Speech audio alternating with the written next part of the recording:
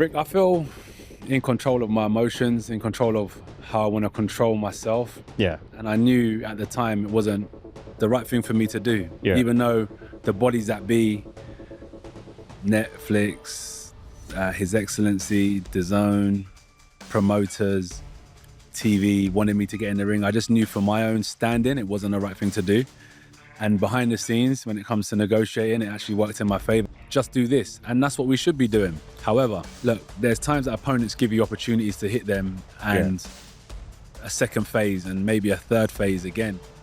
And if you keep on applying that type of pressure, I think a fighter can crumble. And I could see that. He said to us, oh, you don't need another fight. We had 4 rounds with Jake Paul. I mean, in 2 years of boxing, like, come on, you had 12 rounds with Makhmudov at Tottenham. But you still feel like you need more rounds to prepare yourself for Anthony Joshua. But let me tell you something now, more rounds ain't gonna help you. I want Tyson Fury. I want the trilogy with Anthony Joshua. I want to beat up Chicken Leg Wilder, because that fight was supposed to be made so many years ago. I want to fight Usyk just because I have so much respect for him. And one time they mentioned my name, but I think he fought someone else. Tyson Fury called for war, but behind the scenes, Anthony Joshua, Eddie Hearn, and Andy Ruiz are all revealing a very different picture of the heavyweight division at a time when Netflix promoters, Turki Alalshik, and nearly everyone wanted him to step into the ring. Joshua ignored the noise and remained locked in on the mission that brought him there. The bodies that be, Netflix, His Excellency, DAZN, promoters, TV wanted me to get in the ring. I just knew for my own standing, it wasn't the right thing to do. And behind the scenes, when it comes to negotiating, it actually worked in my favor because, number one, there was nothing in place for me to step in the ring and say, yeah, we're gonna get it on next, because that was not the truth. I'm not here to lie to anyone. I'm not here for hype. I was there on a scouting mission. I wanted to see, this is the guy that I want to fight, right? So I was there to kind of see what was going to happen, how he performed. And I saw some good stuff. And I also saw some bad stuff. So that's what I was there for. So to ask me to get into the ring was not part of my plan. And revealing the ruthless mindset he brings into every fight, Joshua recalls he could not see Fury trying to take his opponent's head off lately. Well, we have to take into consideration, he had a long time out of the ring. Yeah. But we also have to take into consideration the opponent wasn't brought forward to challenge Fury. Yeah. The scales are weighed in his favor. But I think he'll rise to the occasion depending on the opponent. So for so for Arslan Makhmudov, that's the right way to pronounce it, right? Yeah. I would have preferred to have seen a stoppage, because I always believe, if I'm watching from a fan's point of view, I just like to see someone flatlined on the floor, because it shows greatness in the guy.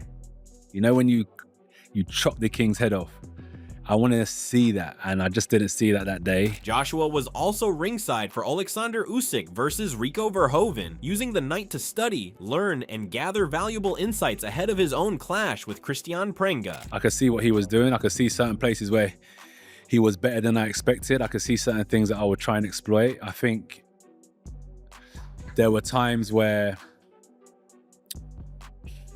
look, there's times that opponents give you opportunities to hit them and a second phase and maybe a third phase again.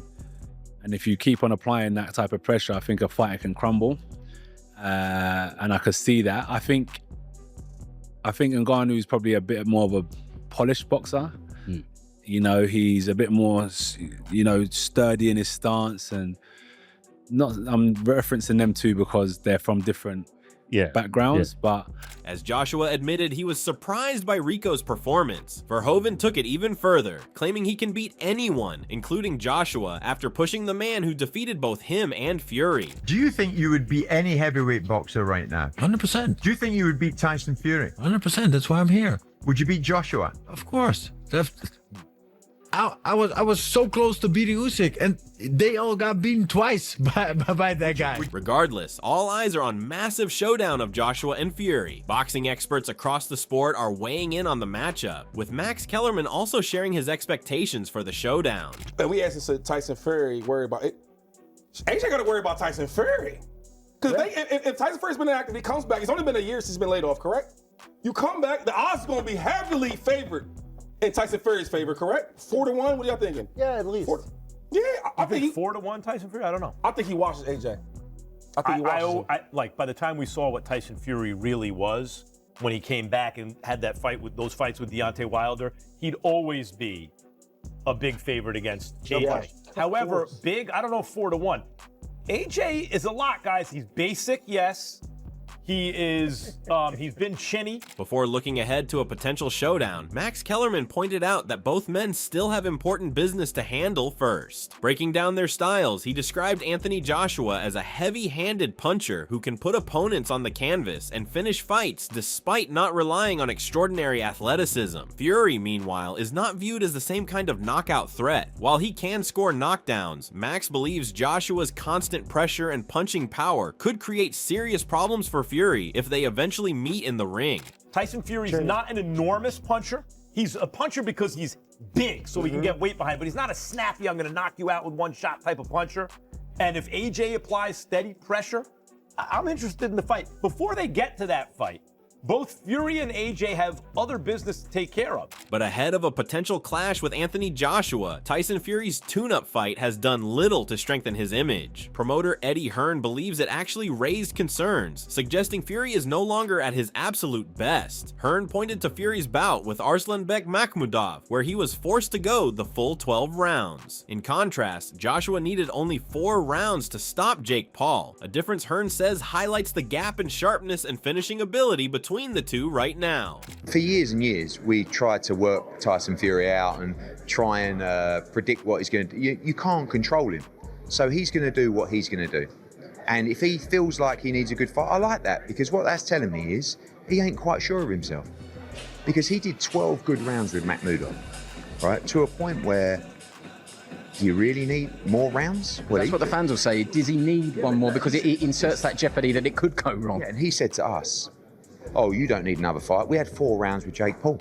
I mean, in 2 years of boxing. Like, come on, you had 12 rounds with Makhmudov at Tottenham.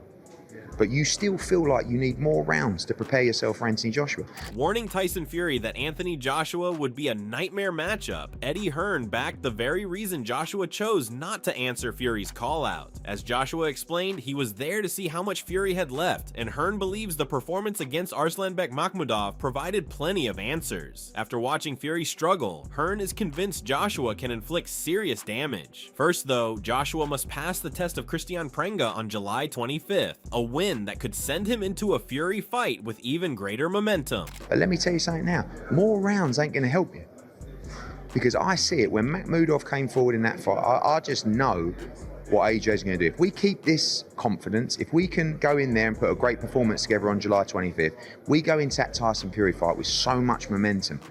And you know, this will be a major moment for the sport, but July 25th, has to be done. Coming from Fury's promoter, Frank Warren explained that Tyson Fury wants to stay active with another fight before a potential Anthony Joshua showdown, assuming Joshua comes through his next test. He added that the plan is to avoid a long layoff, as Fury would otherwise be out of the ring for around 7 months. Warren said they are hoping to confirm an opponent and venue very soon, possibly within this week or next, depending on how negotiations progress. He wants to fight.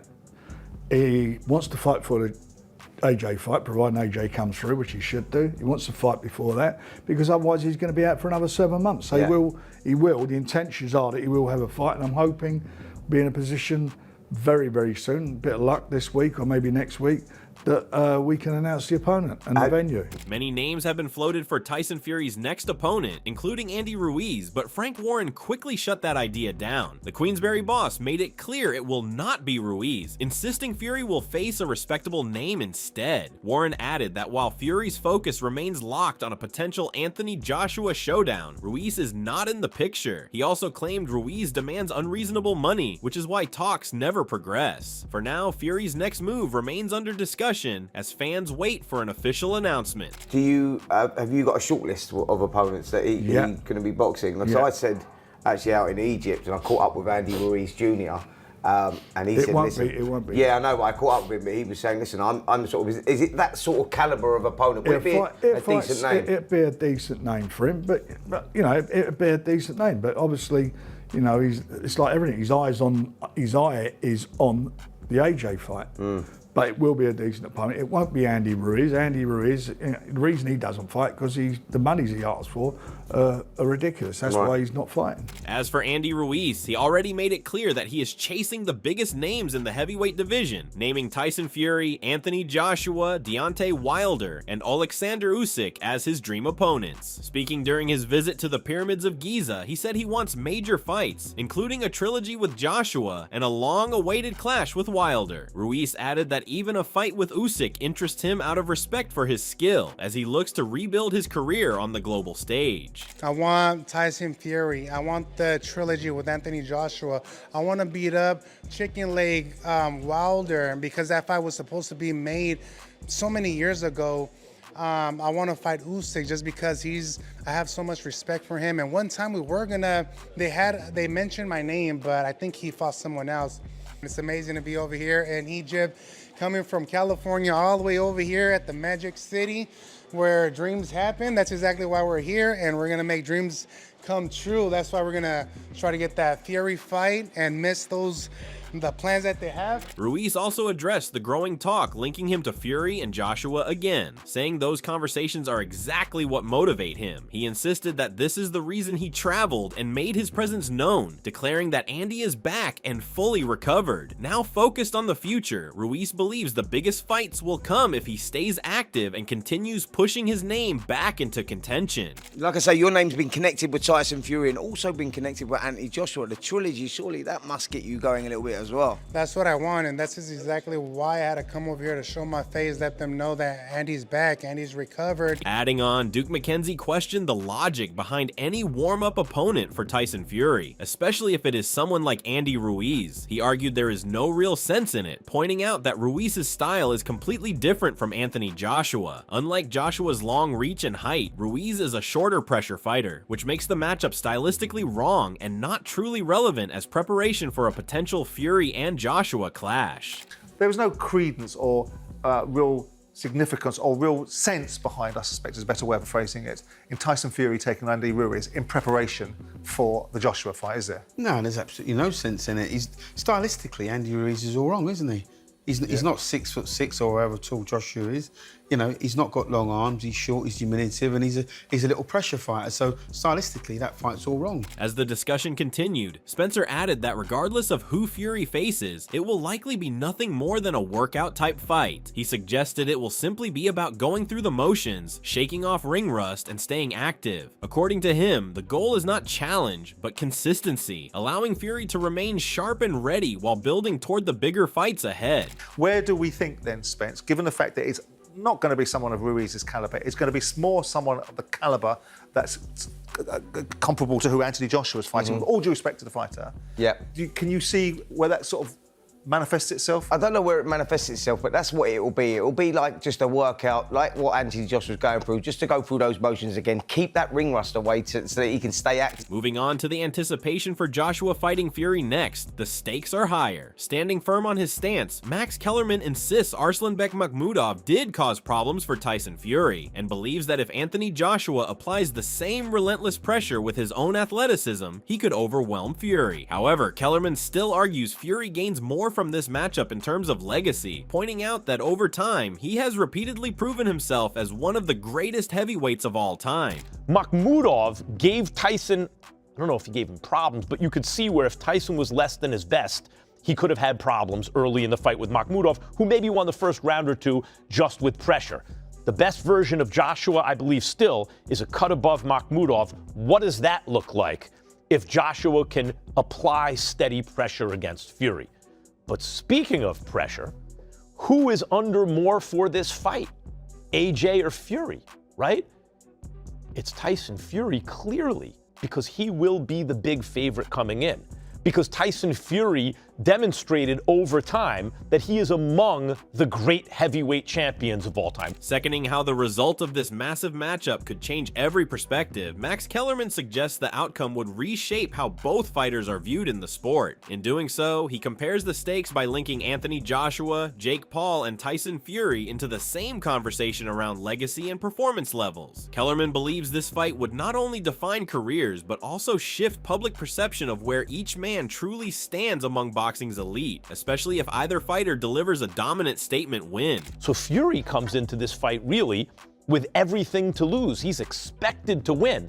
That should allow AJ to fight a looser fight than he would otherwise. Like in this scenario, not that it's as extreme, but AJ is the Jake Paul and Tyson Fury is the AJ, in the sense that, man, it's bad for Tyson Fury at this point if he's upset by Anthony Joshua. And think about what it would mean for Anthony Joshua's legacy if he would win this fight. Like, it would finally prove the naysayers, and I'm looking at you, Shady, I know you're watching somewhere, it would finally prove the naysayers wrong about Anthony Joshua. Promoter Eddie Hearn has also raised confidence in Anthony Joshua's ability to knock Tyson Fury out, especially while discussing Tony Bellew's views on the matchup. Hearn believes that if Joshua performs to his level, he can poleaxe his next opponent and carry that momentum straight into a Fury fight afterward. Tony Bellew agrees the danger comes down to pure punching power, saying that regardless of technique or tape study, if a fighter can punch, he remains a serious threat. That raw power, he insists, is what makes Joshua so dangerous for anyone standing across the ring, including Fury. So we might be bang unlucky and he might be really, really good. But hopefully, and I believe with what I'm seeing, AJ will go out there and poleaxe this guy. And guess what? Once he does that, he's going to poleaxe Tyson Fury as well. Regardless of how good he is, and it doesn't matter if it's technique or you watch him on the tape, because we've all seen tape of him now, he can punch. I don't care what, if you can't do it, if you can just bang, that's it. You're dangerous. So regardless of how good he is or how great he is or where he's going after this, he can punch. The heavyweight division is heating up from every direction, with Joshua's silence, Fury's uncertainty, Ruiz's bold return, and experts split on what it all really means for the future of boxing. But the biggest question still remains: who is truly ready when these names finally collide in the ring? If you enjoyed this breakdown, make sure to like, subscribe, and stay tuned for more updates as the heavyweight chaos continues to unfold.